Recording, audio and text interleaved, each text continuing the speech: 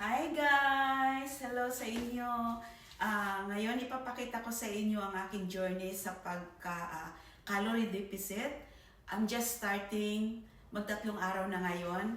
At saka, I'm 51 years old, 5'2" ang height, and 140 pounds. So, I am considered overweight. So, gusto kong mag-lose ng weight ng 20 pounds. So ngayon guys, ipapakita ko sa inyo yung aking kakainin.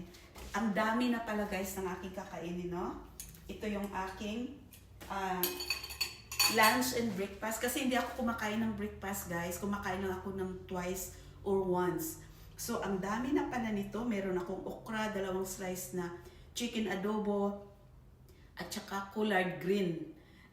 Niluto kong collard green. At saka meron akong 250 grams.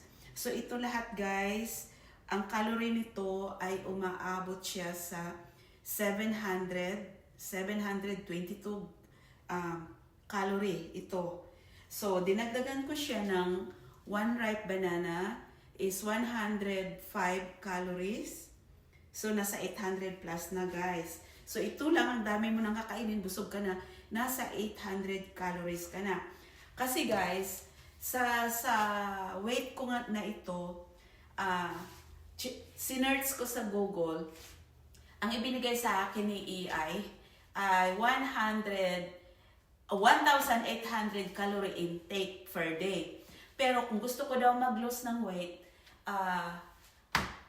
ang kakainin ko lang is 1,450 calorie per day para mag-lose weight ako, in order to lose weight. So ngayon, meron na akong 800 plus na calorie na kakainin. At meron pa akong ginger tea, lemongrass, and cinnamon na tea na nilagyan ko ng aking paboritong matcha latte ginger na ito ay merong 110 calories. So ito guys, 110 calories. At saka itong tea ay meron siyang, sinerch ko kasi kung how much calories meron dito, ay meron siyang 25 or 30 calorie only. So, ipalagay na natin 110 plus 30, so 140 calorie. So guys, meron akong, ang kakainin ko ngayon, ang intake ko ngayon, nasa 900 plus calorie na. So, isang kainan pa lang yan guys. So, meron pa akong natitirang mga nasa 400 plus na calorie. So, yun guys, mamaya, snacks na lang yun. Hindi ko talaga yun maubos kakainin. Depende ko ano yung kakainin ko. Isang avocado o 3 pirasong strawberry.